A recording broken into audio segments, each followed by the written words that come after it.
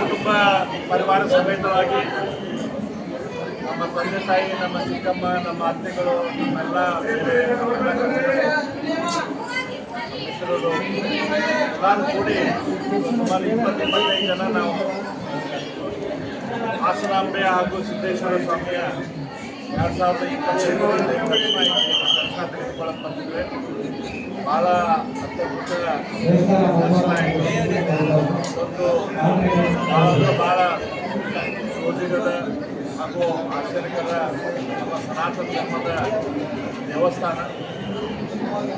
ವರ್ಷದ ನಂತರ ಈ ಬಾಗಿಲು ತೆಗೆದು ಕೂಡ ದೀಪ, ಪ್ರಸಾದ, ಹೂವು ಅದೇ ರೀತಿ ಇರುವಂಥದ್ದು ಈಗ ನಮ್ಮ ಭರತಖಂಡದಲ್ಲಿ ಮೂಲೆಯಲ್ಲಿ ಈಗ ದೇವರು ಜಾಗೃತನಾಗಿದ್ದಾರೆ, ದೇವಿ ಜಾಗೃತನಾಗಿದ್ದಾರೆ ಅನ್ನೋದಕ್ಕೆ ಒಂದು ದೊಡ್ಡ ಉದಾಹರಣೆ. ಇದೊಂದು ದರ್ಶನ ಸಿಕ್ಕಿದ್ದು ನಮ್ಮೊಂದು ಸೌಭಾಗ್ಯ.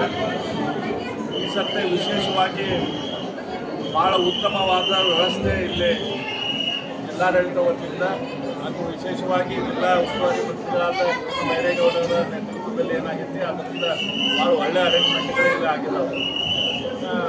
ಯಾವುದೇ ರೀತಿಯ ರಶ್ ಇಲ್ಲ, ಯಾವುದೇ ರೀತಿಯ ಜನದಟ್ಟಣೆ ಇಲ್ಲ.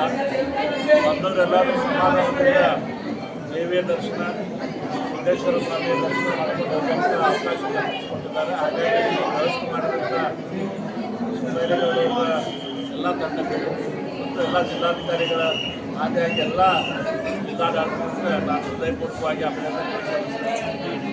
ಭಾಳ ಒಳ್ಳೆಯ ರೀತಿಯ ದರ್ಶನ ಇದಾಗಿದೆ.